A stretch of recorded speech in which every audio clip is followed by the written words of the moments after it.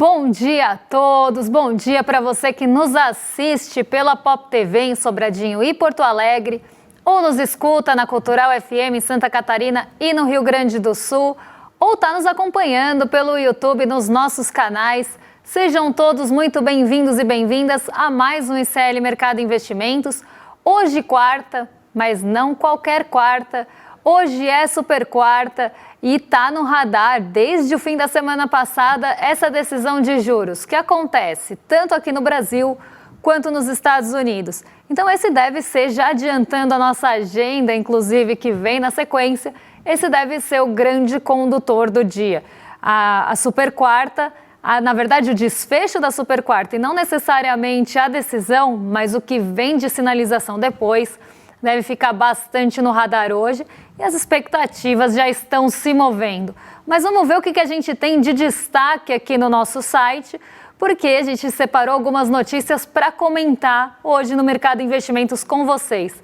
Primeira notícia do fechamento de ontem, o Ibovespa subiu mais uma vez e reagindo aí também à sinalização dos Estados Unidos sobre o petróleo. Então foi um dia de alívio nos mercados, em linhas gerais aqui. O dólar caiu mais uma vez, então repetindo muito o movimento de ontem, na verdade de antes de ontem, mas que a gente comentou ontem com vocês, desse alívio de uma possível trégua, principalmente no tráfego naval ali no Estreito de Hormuz. Essa é a grande preocupação de como isso também vai impactar não só a produção do petróleo, mas como a logística pode impactar os preços.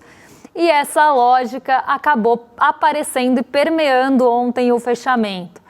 E aqui no Brasil, a gente ainda vai falar, só estou passando aqui por cima, a gente tem um temperinho doméstico e daqui a pouco eu conto para vocês.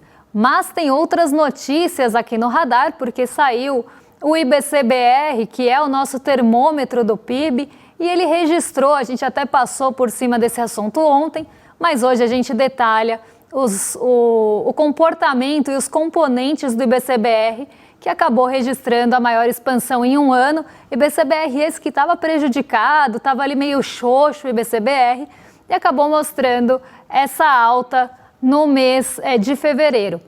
O que a gente precisa entender aqui é se esse comportamento foi homogêneo ou não. Se ele acabou tendo um comportamento que apareceu em todos os setores, ou se assim como o PIB, ele foi puxado por um setor específico sem ter capilaridade na nossa economia. E agora, daqui a pouquinho, a gente conta para vocês. Mas também tem outros assuntos aqui no radar, porque hoje é super quarta, então a gente vai falar das expectativas dos juros aqui e nos Estados Unidos. Será que os juros finalmente vão cair? Será que vai ser a conta-gotas? E mais do que isso, vai ter sinalização de continuidade dessa queda de juros? Então aqui, nossa notícia de hoje, taxa de juros, incerteza global divide o mercado sobre decisão do Copom. E eu falei ali com vocês, depois a gente vai entender aí, puxar o VT para ver se o que eu falei apareceu lá na ata do Copom, porque eu já estou imaginando o que vai aparecer ali de justificativa para essa não sinalização ou para uma sinalização um pouco mais branda, um pouco menos comprometedora por parte do Banco Central. Eu acredito que eles não vão querer se comprometer com próximos cortes e vão colocar uma série de empecilhos e vão acabar não sinalizando muita coisa nesse comunicado. A ata sai só depois, mas o comunicado já traz alguns sinais do que a gente pode esperar da ata e ele é o mais aguardado. Mas a gente vai falar das expectativas, tanto para os juros aqui no Brasil, quanto para os juros nos Estados Unidos. Qual comportamento deve ter a taxa de juros nessa quarta-feira? E além disso, a gente vai comentar a entrevista do Jamil Chad, que acabou ali tendo uma entrevista com o Joseph Stiglitz, que é o Prêmio Nobel de Economia, e falou bastante de desigualdade. Agora deu um trava-língua aqui. Falou bastante de desigualdade e a gente vai comentar um pouco essa entrevista. Stiglitz que vem falando bastante sobre essas questões de desigualdade, de como isso também afeta a economia global, e não só isso, mas ele também falou sobre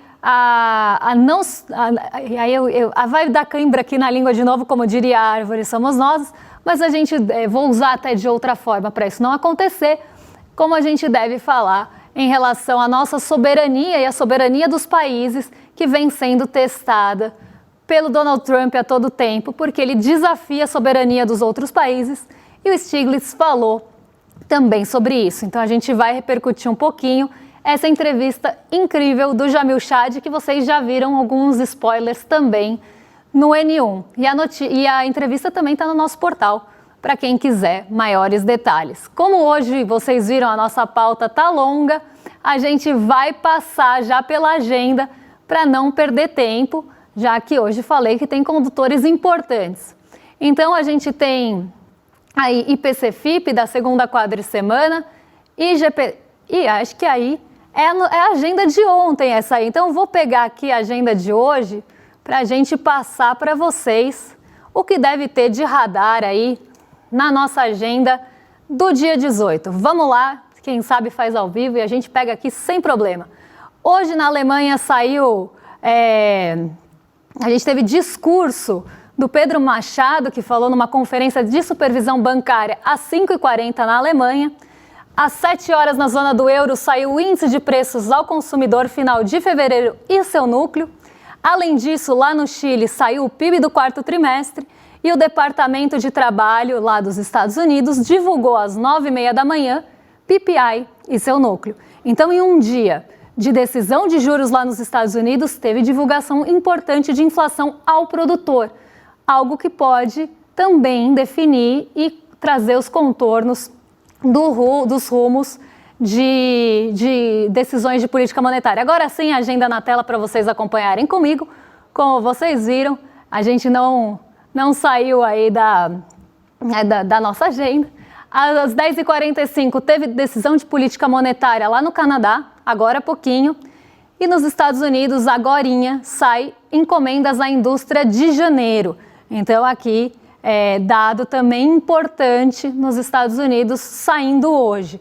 Na sequência, a gente tem os dados de estoques de gasolina, petróleo, destilados e taxa de uso das refinarias, às 11h30 lá nos Estados Unidos.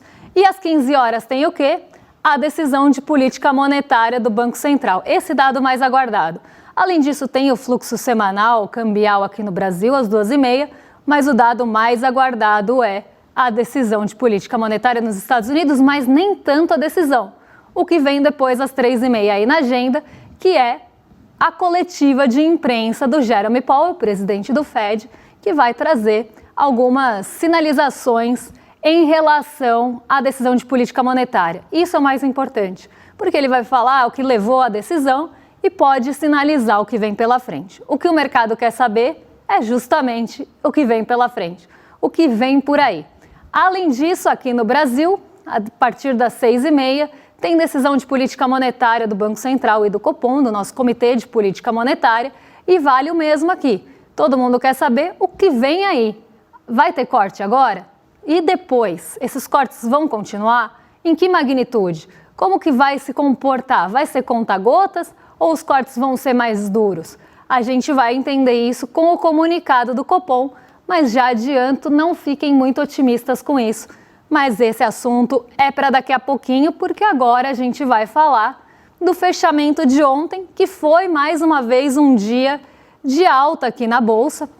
A Bolsa deu continuidade à alta do dia anterior, atingiu os tais 180 mil pontos, então teve ali uma alta da nossa Bolsa, apesar da decisão de juros estar no radar, porque isso tinha também potencial de jogar uma boa areia nas decisões ou uma água no chope do Ibovespa ontem. Vamos ver como o Ibovespa se comporta amanhã, porque aí sim ele vai refletir as decisões de política monetária e, mais do que isso, as sinalizações que vêm adiante. Mas ontem o Ibovespa voltou para aquele patamar psicológico que a gente tem falado dos 180 mil pontos, fechou aos 180.409 pontos, depois aí de uma alta de 0,30%. Então foi um dia de uma alta um pouco mais leve, um pouco mais moderada, mas suficiente para retomar o patamar dos 180 mil pontos, que acaba ficando no radar. O dólar, por sua vez, caiu para 5,19 depois de uma queda de quase 0,60. E lá fora, as bolsas de Nova York se comportaram da mesma forma que o Ibovespa.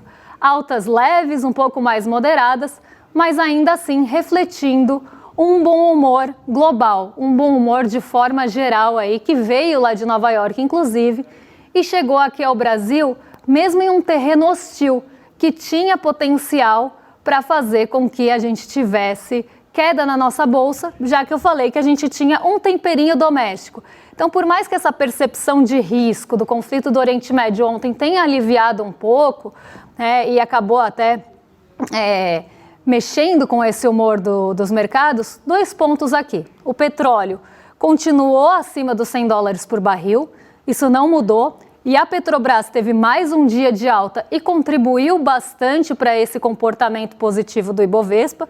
Só para vocês saberem aí, a ação preferencial da Petrobras subiu 1,76 e a ordinária 1,22. Ontem a Petrobras passou no intradiário dos R$46. Então a gente continua vendo essa pressão vinda do preço do petróleo, mas que favorece uma empresa brasileira que atua no ramo petrolífero, e a gente, como exportador de commodity, como um país emergente e exportador de commodity, acaba se favorecendo um pouco, claro, no mercado financeiro, não nas nossas vidas, caso isso persista. A gente se favorece porque a bolsa sobe impulsionada pela Petrobras. E como a gente é um país exportador de commodity, também acaba afetando a cotação do dólar aqui, porque entra mais dólar para especular com as nossas empresas e o real se fortalece, o dólar cai. Mas apesar da gente ter um dia positivo, pensando nesses ventos vindos do exterior e desse alívio que permeou os mercados na terça-feira, um ingrediente acabou trazendo instabilidade, e esse ingrediente é doméstico, que é a possível greve dos caminhoneiros, que voltou ao radar. E o brasileiro tem uma memória que ainda persiste da última greve dos caminhoneiros, e só o fato ali disso voltar a rondar, essa possibilidade de voltar a rondar, o risco aqui no Brasil já subiu um pouco, já teve aí uma percepção aumentada de risco da economia doméstica diante dessa possibilidade de greve dos caminhoneiros por conta do aumento do preço dos combustíveis e principalmente aqui do diesel. Então esse foi o ingrediente que acabou trazendo um pouquinho de maior percepção de risco mais para o fim do dia aqui no Brasil. Então isso limitou um pouco a alta do Ibovespa. Mesmo assim, Ibovespa foi para o terreno positivo e acabou com alta de 0,30%, mesmo em um dia ali que nem todas as ações participaram da festa.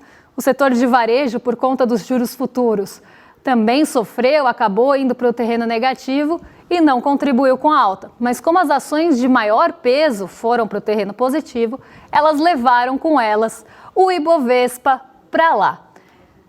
Vamos falar agora de PIB, na verdade não de PIB, mas do termômetro do PIB, que saiu durante essa semana, que é o IBCBR. E ele acabou aquecendo, a gente teve uma alta temperatura aí no IBCBR, coisa que a gente não via há bastante tempo, então o termômetro deu sim uma esquentada, mas o que a gente precisa ver é como se comportou esse IBCBR, que vem fragilizado há bastante tempo por conta da alta e perspectiva dessa persistência de alta da taxa de juros aqui no Brasil. A alta da taxa de juros já fez um estrago, já mostrou seus efeitos, tem trazido algumas implicações para principalmente nossa economia urbana, e isso apareceu nas medições anteriores, aparece também nas pesquisas mensais. Só para vocês entenderem, as pesquisas mensais, aquela da indústria, do comércio, dos serviços, o próprio levantamento sistemático da produção agrícola, são usados para calcular o IBCBR. O IBCBR é calculado pelo Banco Central, não é pelo IBGE. Ele pega esses dados das pesquisas mensais e calcula esse termômetro mensal também, para a gente entender para onde está indo e em que ritmo o PIB está caminhando. Mas ele não é uma prévia, até porque o PIB utiliza outras formas de cálculo, outras metodologias. Por isso que a gente chama ele de termômetro.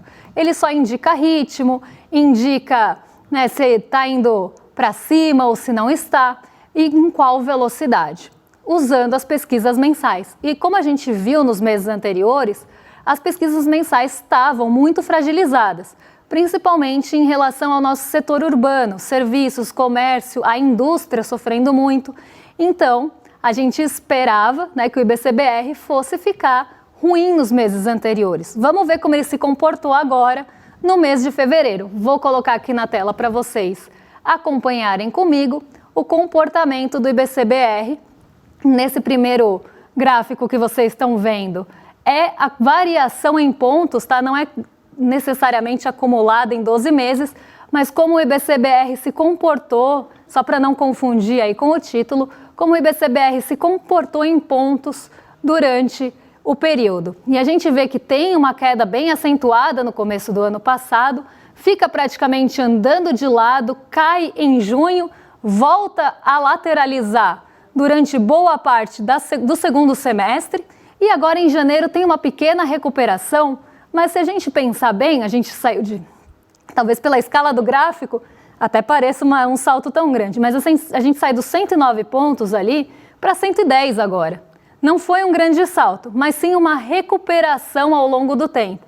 Então, nesses 12 meses, nesse comportamento linear aí dos 12 meses, a gente sai em fevereiro do ano passado em 109 pontos, até chega a passar os 110 ali, cai para 108, que é o pior momento, e agora volta para os 110.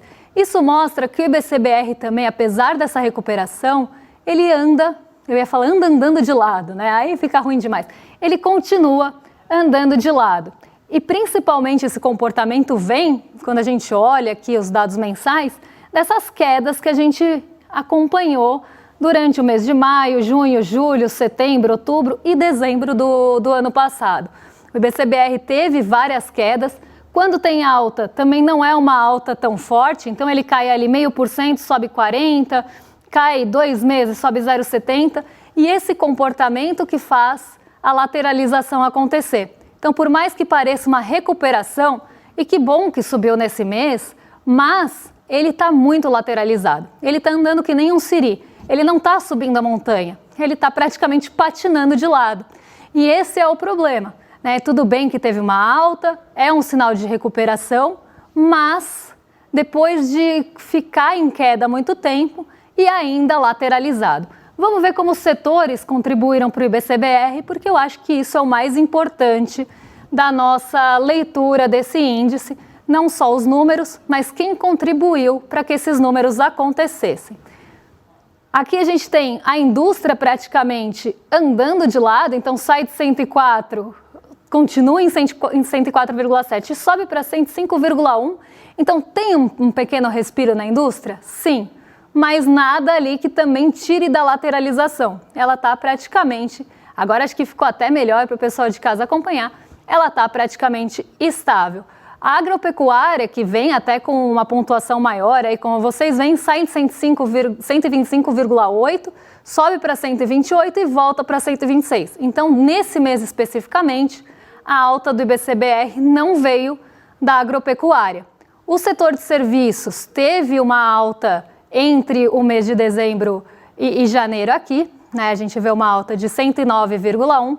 E eu vou até abrir aqui uma outra tabela para passar para vocês, só para não confundir a cabeça de vocês aí. Então, vou colocar aqui, porque eu acho que vai ser melhor. Até se quiserem tirar da tela aí, a gente já passa uma forma que não vai confundir aí quem está em casa por conta dos meses, né? Os meses estão um pouquinho confusos aí na legenda. Vamos lá. Quem sabe também faz ao vivo, então eu vou trazer aqui outra abordagem do IBCBR para que a gente não fique aí com dúvida. Então, só um minutinho. A gente tem que abrir os dados do Banco Central e eles não são tão fáceis como a gente parece quando a gente está ao vivo. Meu computador também ele não gosta de colaborar comigo não, viu? Ele trava um monte, coitado do meu computador. Enquanto isso, enquanto abre aqui, porque abrir o Excel é sempre uma luta, é um terreno árduo, assim como e hostil como o do Ibovespa, Vamos falar de juros, depois eu trago os dados do IBCBR, a gente volta nesse assunto, não tem problema. Vamos falar dos juros, vamos falar dessas expectativas para a super quarta, porque eu acho que é o assunto mais quente dessa quarta-feira. Está todo mundo esperando a decisão de taxa de juros aqui e nos Estados Unidos. Então, é uma taxa que vem permeada de muitas incertezas. Você tem ali uma incerteza rondando a decisão de juros, talvez não tanto agora, mas as próximas decisões. Será que os Estados Unidos vão manter a taxa de juros e cortar depois? Será que o Brasil vai acabar cortando a taxa de juros agora, mas não vai sinalizar os próximos cortes? Que é o que eu acredito que vai acontecer, tá, gente? Eu não acho que o Brasil ele vá trazer ali uma...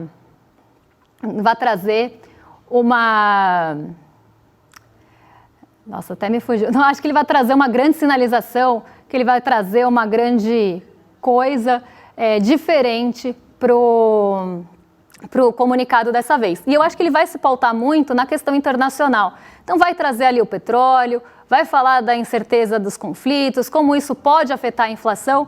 E aí vale um parênteses, que eu sempre faço aqui.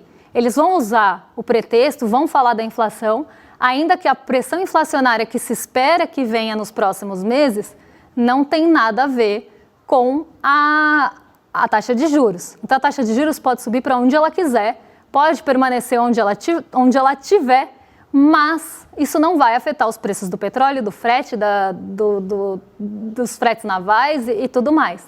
Então, eu acho que isso posto, a gente tem essa possibilidade disso aparecer como um pretexto. E por que isso vai aparecer? Porque é como se os bancos centrais só conhecessem um remédio para a inflação. Independente da causa da dor de cabeça, o remédio é sempre o mesmo. Então, você sobe a taxa de juros e isso faz com que a gente, na média, baixe a inflação, mas não resolve o problema do petróleo, não resolve o problema de combustíveis, nem do frete, nem dos problemas desencadeados por aumento de combustível. Só que isso é usado como argumento, então deve aparecer no comunicado. Mas vamos ver como é que o mercado está em relação a isso, nas expectativas para a nossa super quarta. Então vamos colocar aí na tela, porque eu acho que é importante a gente passar primeiro pelos Estados Unidos, depois a gente entra no Copom, que eu acho que é o que mais interessa para a gente. Vamos lá. Aqui, só para vocês entenderem, a gente tem as expectativas para a decisão de taxa de juros nos Estados Unidos, que é a reunião do FONC de hoje, desde o mês passado. Então, há um mês atrás, lá no dia 18 de fevereiro, a expectativa majoritária, 93,6%, era que permanecesse no patamar atual a taxa de juros entre 3,5% e 3,75%. 6,40% dos respondentes, ou das negociações de juros que levam a esse gráfico, acreditava aí que a taxa de juros podia cair para 3,25 e 3,5. Conforme os conflitos foram acontecendo, conforme a nebulosidade que eu sempre falo, aquela neblina que está ficando cada vez mais densa, até usando a própria metáfora do Banco Central dos Estados Unidos, quando isso começou a ficar mais denso e prejudicar a previsibilidade e a visibilidade da estrada, então vamos supor lá, você está correndo na estrada, aí começa uma neblina, você já diminui o ritmo. Aí depois que você diminui o ritmo, a neblina está ficando cada vez mais densa. Você para e espera a neblina passar. Você não vai continuar acelerando se você não consegue enxergar a frente. Isso seria imprudente. E essa metáfora o Fed usa muito para falar da imprevisibilidade do Donald Trump.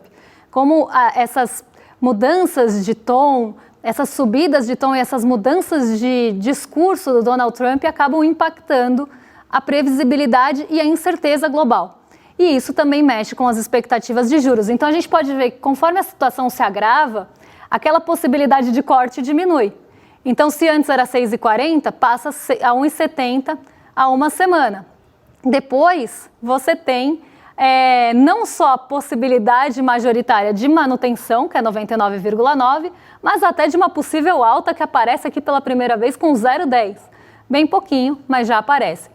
Hoje isso some, a expectativa majoritária é 99% de ficar na parte atual, na taxa atual, mas ainda tem um pouquinho que acredita que pode cair.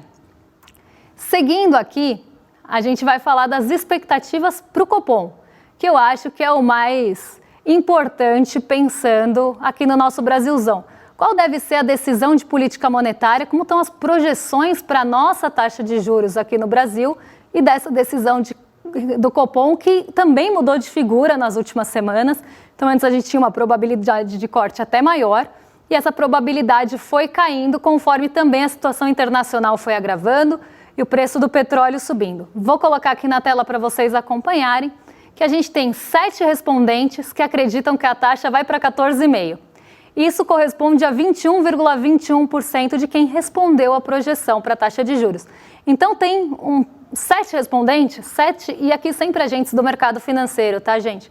7 agentes do mercado financeiro acreditam em corte de 0,5%. Eu acho difícil que o corte seja tão alto, ainda mais, até poderia ser antes. Mas agora, diante de toda essa situação internacional, eu tenho certeza que o nosso Banco Central, que foi eleito o mais conservador e mais rígido recentemente, vai continuar com essa rigidez, vai continuar com esse posicionamento mais conservador e vai cortar não só pouco agora, como não vai deixar sinalização para as próximas, e se deixar, vai ser uma coisa do tipo, vamos acompanhar os dados, porque o cenário internacional está complicado e isso vai fazer com que fique com imprevisibilidade e talvez coloque até aquela frase ambígua que não fala se vai subir ou se vai cortar. Eu acho que eles vão trabalhar nesse lugar.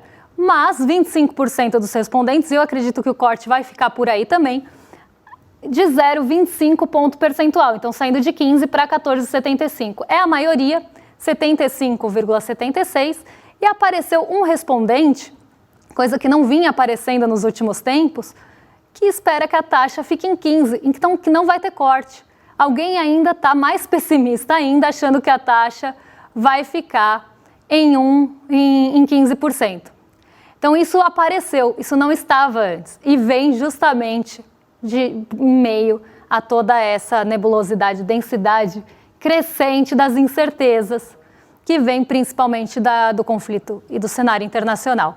Vamos ver como é que ficam as expectativas para as próximas reuniões, porque eu acho que isso é muito legal, porque a gente vê qual é o ritmo de corte que está sendo esperado na média para a nossa taxa de juros. Então, o primeiro corte de 0,25 em março, depois um corte um pouquinho até maior em abril para 14,25, 13,75 em junho, 13,25 em agosto, 12,75 em setembro e 12,5 em novembro. Então a gente vê, né, que o corte ele deve continuar acontecendo, pelo menos na média das projeções do mercado financeiro, e até aumentando um pouco a magnitude nos próximos, que esse primeiro vai ser menor, mas que os próximos podem ser maiores.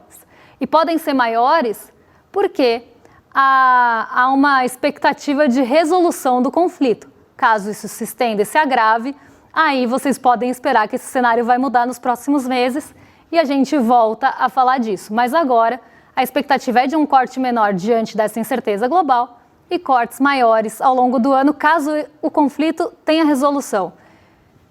Vamos falar, não vai dar tempo de falar do Stiglitz, porque o nosso programa infelizmente já está chegando no final, mas amanhã a gente volta ali no gráfico do BCBR e a gente fala rapidinho, passa o VT do Stiglitz, porque eu acho importante a gente falar principalmente da questão da desigualdade. E agora eu vou fazer um convite para vocês entrarem lá no nosso grupo de WhatsApp e ficarem por dentro de tudo que é novidade do ICL, não só do lado das notícias, porque você fica atualizado de todas as notícias do nosso portal e das, inclusive, notícias mais exclusivas ali que saem no ICL Notícias, mas também das novidades do ICL, o que vem por aí, o que vem de novidade, o que a gente tem para ser divulgado para vocês, só que em primeira mão. Então vocês ficam sabendo quase junto com a gente o que vem pela frente, as boas novidades do nosso ICL. Quer ficar por dentro de tudo? É icl.com.br/grupo e aqui vocês têm o QR Code no cantinho para ficar também por dentro da nossa comunidade. Vocês entram na comunidade, é facinho e já passam a receber tudo em primeira mão. E além disso, vou fazer aqui um pedido para vocês deixarem um like e a inscrição nos nossos canais do YouTube, se você assiste a gente por lá. Se você está na TV, corre lá rapidinho também para deixar o seu joinha e se inscrever para receber qualquer atualização também dos nossos jornais e poder ali dar uma força para a gente, porque isso é muito importante. Agora vou rolar para cima, porque o Rolê ICL já está batendo aí na porta. O William De Luca e Guga Noblat já estão a postos para receber vocês. E eu volto amanhã para falar o desfecho da Super Quarta e, quem sabe, os desenrolares da greve dos caminhoneiros. Um beijão e até lá! Perdeu ao vivo? Fica tranquila, aqui no ICL a informação não tem hora para acabar. Toda a nossa programação está organizada em playlists no YouTube. Desperta, ICL Notícias primeira edição, ICL Notícias segunda edição, Em Detalhes, ICL Urgente e muito mais. É só acessar o canal, escolher a sua playlist e dar o play. ICL, informação com profundidade no seu tempo. Todos os dias, as principais notícias do Brasil e do mundo direto no seu WhatsApp, com informação de qualidade e sem fake news. Escaneie agora o QR Code e entre para o canal do ICL Notícias. Informação que importa onde você estiver.